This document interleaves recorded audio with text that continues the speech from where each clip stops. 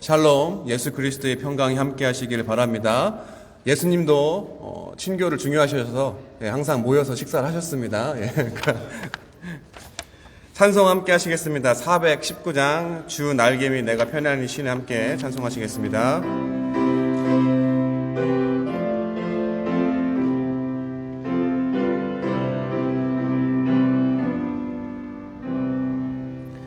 주 날개미 내가 편안히 쉬네 밤 깊고 비바람 불어쳐도 아버지께서 날 지켜주시니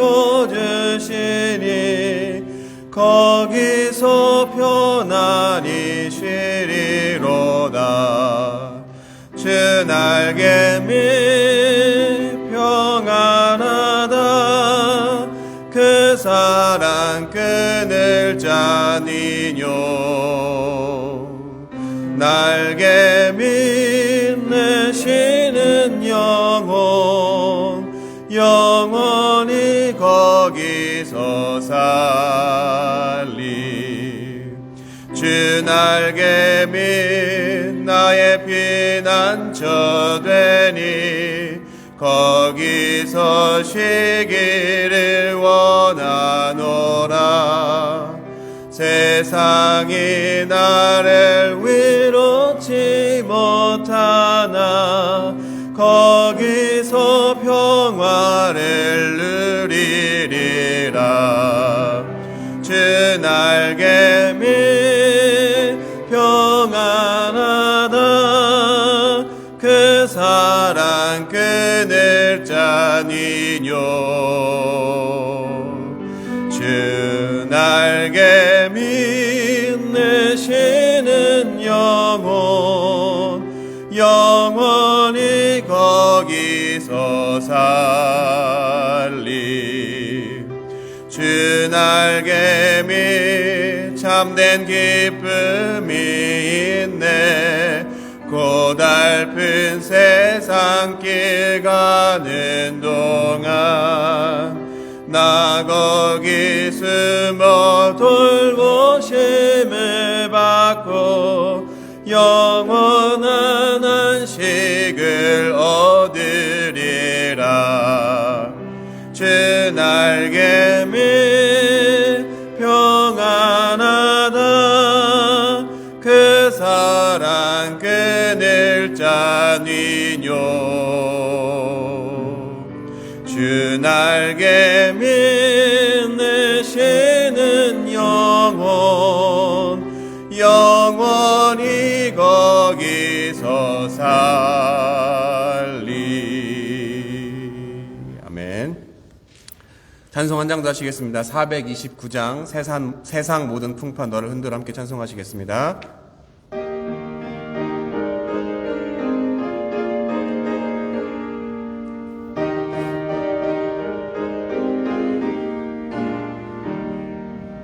세상 모든 풍파 너를 흔들어 약한 마음 낙심하게 될 때에 내려주신 주의 복을 세어라.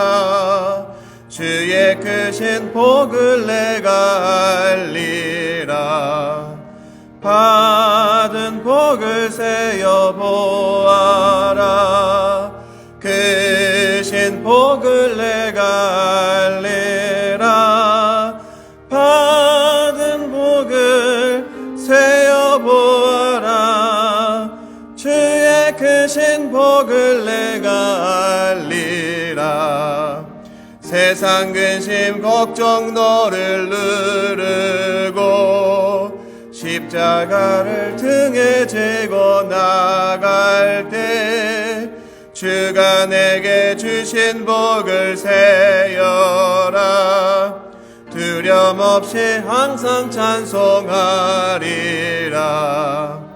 받은 복을 세어 보아라.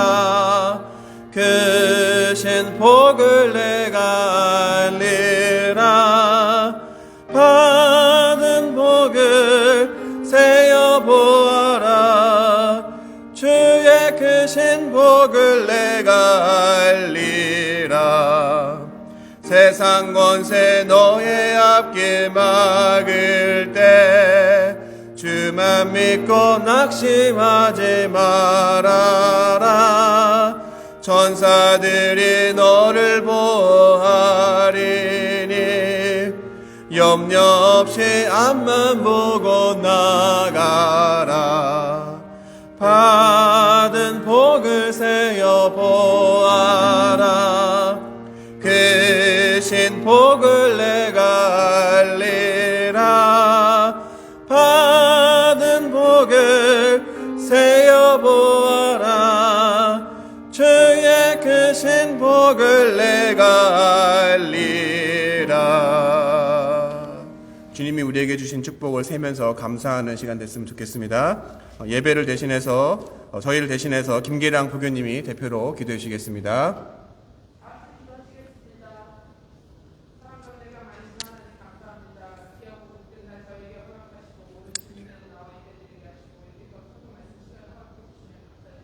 아멘.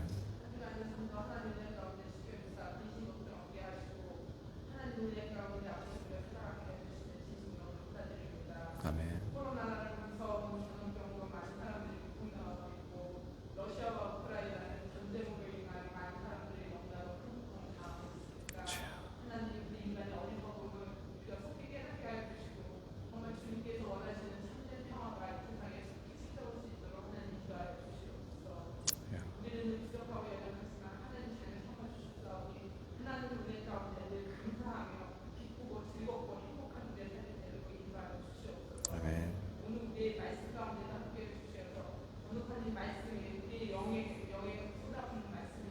주여.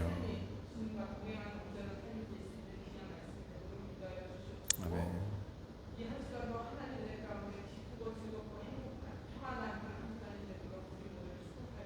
아멘. 아멘. 기도 감사합니다.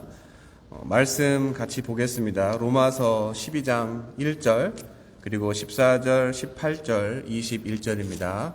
함께 읽으시겠습니다. 형제 자매 여러분, 그러므로 나는 하나님의 자비하심을 힘입어 여러분에게 권합니다. 여러분의 몸을 하나님께서 기뻐하실 거룩한 산 제물로 드리십시오. 이것이 여러분이 드릴 합당한 예배입니다. 여러분을 박해하는 사람들을 축복하십시오. 축복을 하고 저주를 하지 마십시오.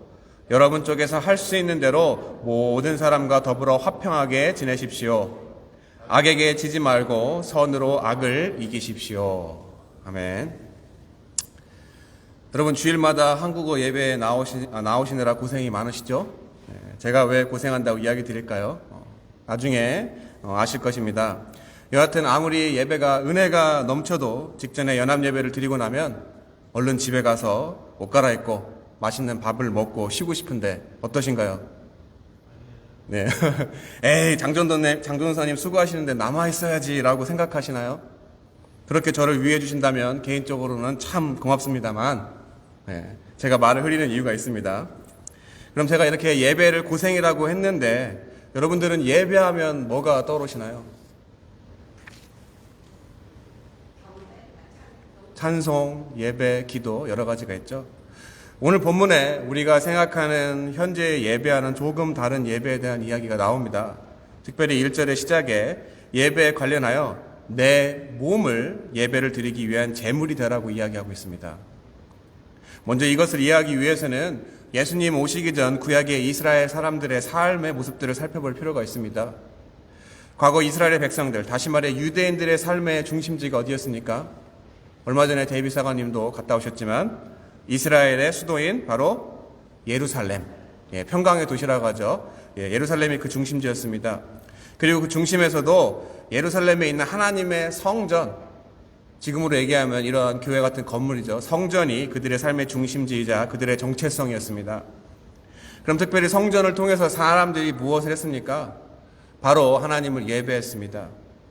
그럼 그들이 그 당시에 예배를 드렸던 모습이 현재 우리 모습과 같았을까요? 당연히 다릅니다. 당시의 유대인들은 그냥 하나님이 아니라 거룩하신 하나님에게 예배 드리기 위해서는 아무런 준비 없이 나아갈 수가 없었습니다. 그리고 아무나 성전 안으로 들어올 수가 없었습니다. 바로 거룩하신 하나님 앞에 나아가기 위해서는 존재적으로 죄인, 그리고 자신들이 지은 죄를 통한 죄인인 그들의 죄를 대신할 희생의 제물이 필요했습니다. 그래서 구약을 읽어보셨으면 아시겠지만 성전 앞에는 제물을 잡아서 드리는 제단이 있었습니다. 이것은 사람들이 만들어낸 전통이 아니라 하나님의 율법을 통하여서 명령하신 것이었습니다. 이처럼 죄된 사람들이 하나님 앞에 나아가 예배 드리기 위해서는 그들을 대신할 희생의 제물을 통해서 속죄함을 받은 후에만 하나님 앞에 나아갈 수 있었기 때문에 그들은 희생의 제물들이 필요했고, 그것들은 흠도 없고 점도 없는 아주 순결한 짐승이어야만 했습니다. 하지만 반복적으로 그리고 의미 없이 형식적으로 드려지는 예배를 하나님이 기뻐 받으시질 않았습니다. 당시 하나님의 백성이라 불려지는 이스라엘 백성들은 자신들이 하나님 앞에 선택받은 선민 사상으로 인해서 이방인들은 부정하다고 간주하고 그들을 멸시하고 자신들만이 특별한 사람들이라고 교만함에 빠져 있었습니다. 거기에 더해서 이스라엘의 제사장들이나 또 종교 지도자들은 겉모습으로 보여지는 형식을 통해서는 거룩한 모습을 하고는 살았지만 실제 삶 속에서는 하나님을 이용해서 사람들의 물질을 착취하는 사건에 불과했습니다. 예전에 신학을 공부할 때 이야기 들었지만 당시에 재물을 가지고 온 사람들의 재물들을 제사장들이 걸러내면서 이건 흠 있다 그러면서 우리가 준비한 깨끗한 예물을 사라고 해서 동물을 팔고 다시 또 판 동물을 다시 순환시켜서 돈을 벌었다고 합니다.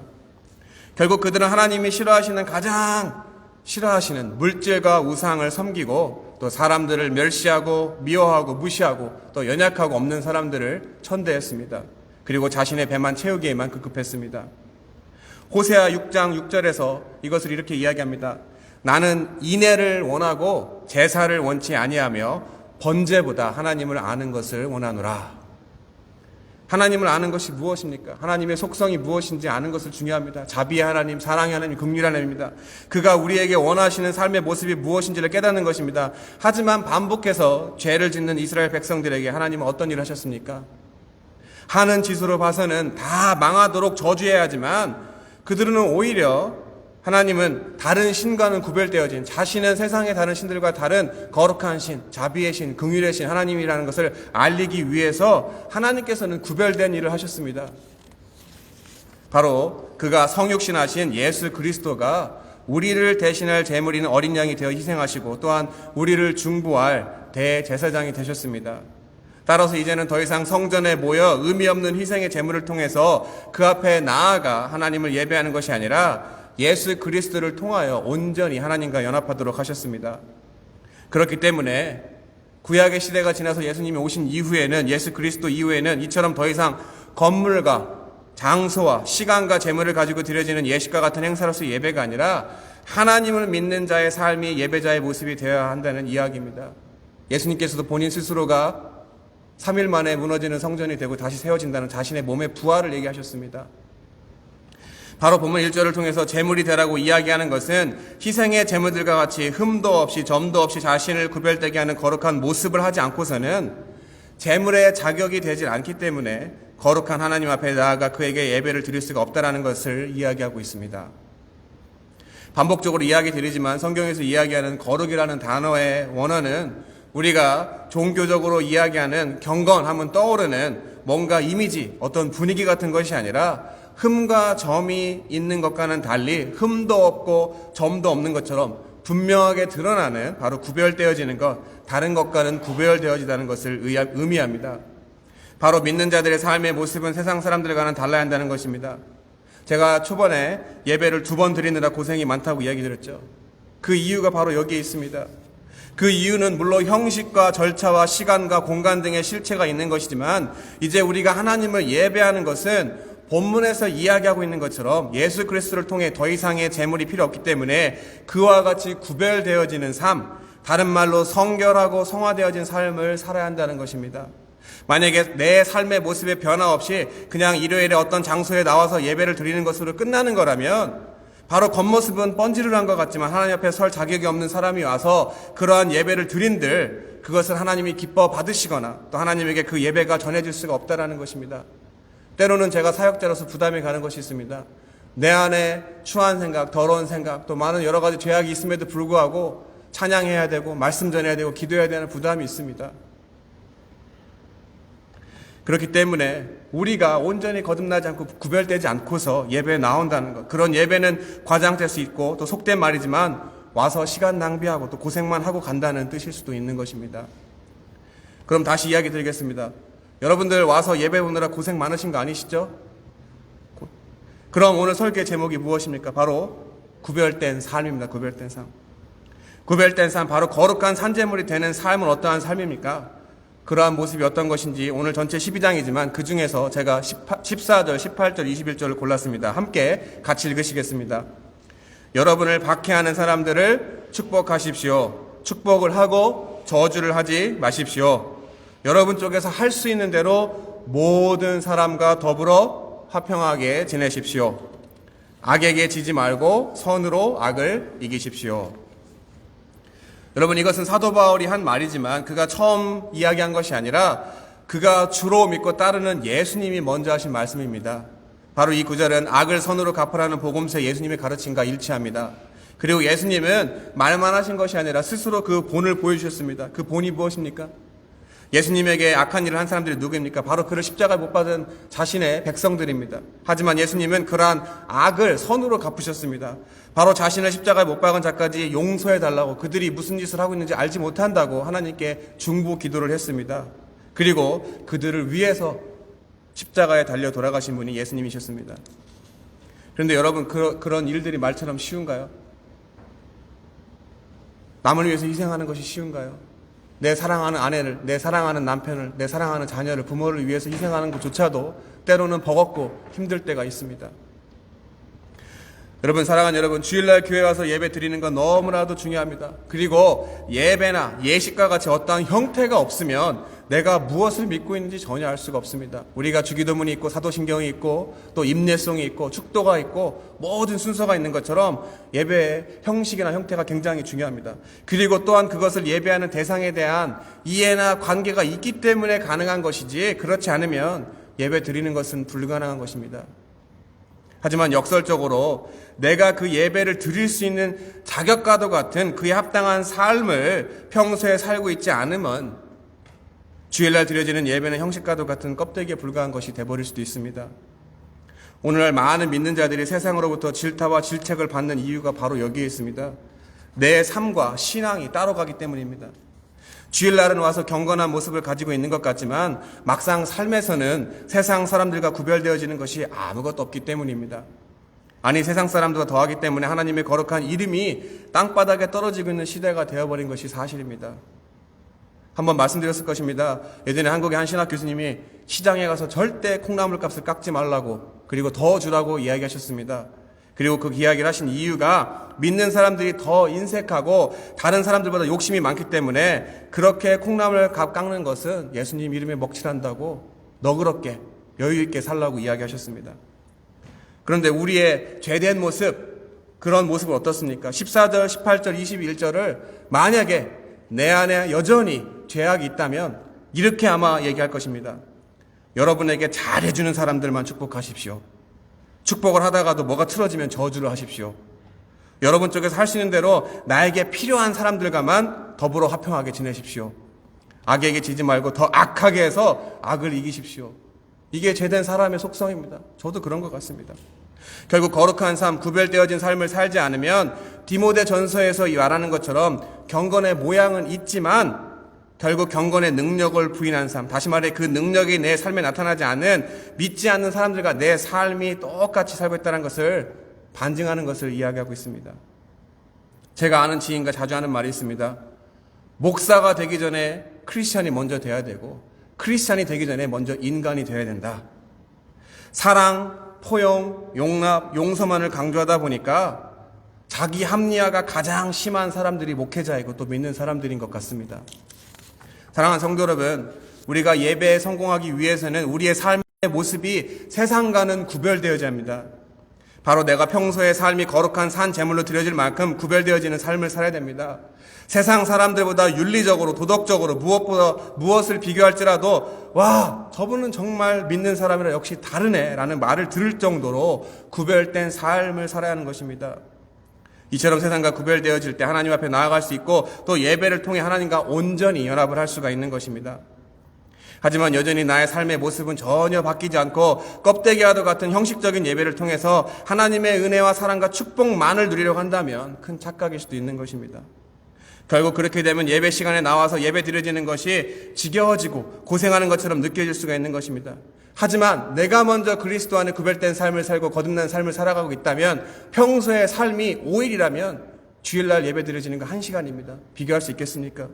오늘 이 귀한 시간 하나님의 말씀을 다시 한번 나의 삶의 모습을 돌이켜보는 계기가 됐으면 좋겠고 혹시라도 구별되지 못한 삶을 살고 있다면 진심으로 십자가의 능력을 믿고 회개할 때 새롭게 하시는 성령의 역사로 능력으로 말미암아 다시 한번 거듭나서 세상에서 구별되어 거룩한 삶으로 하나님을 온전히 예배하며 기쁘시게 함으로 그가 예비하신 놀라운 축복을 누리실 수 있는 저와 여러분 모두가 되시기를 이 시간 예수 그리스도의 이름으로 간절히 권면하고 축원합니다.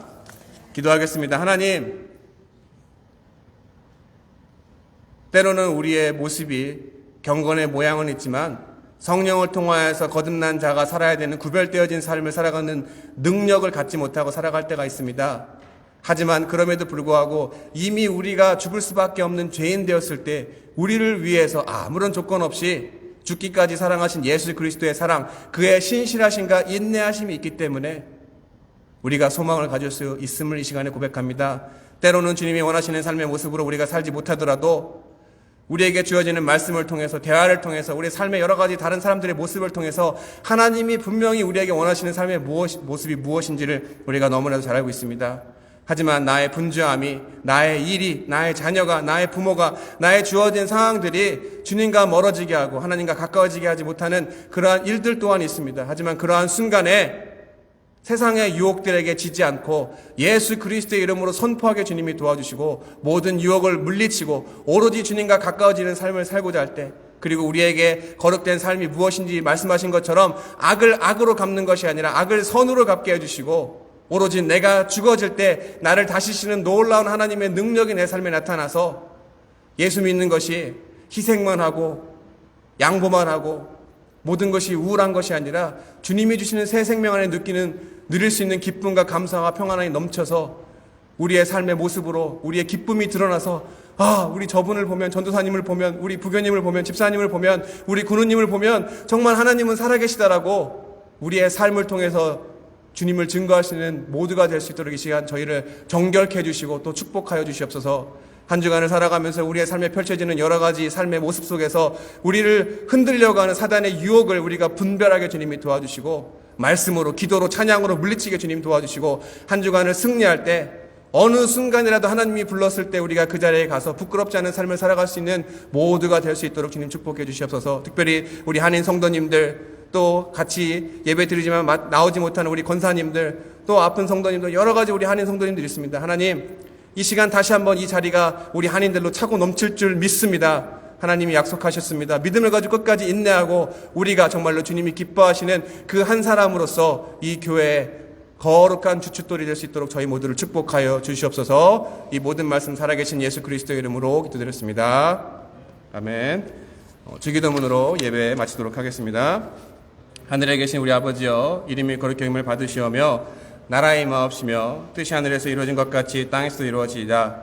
오늘날 우리에게 일용할 양식을 주옵시고 우리가 우리에게 죄 지은 자를 사하여 준 것 같이 우리 죄를 사하여 주옵시고 우리를 시험에 들게 하지 마옵시며 다만 악에서 구하옵소서. 대개 나라와 권세와 영광의 아버지께 영원히 싸움나이다. 아멘.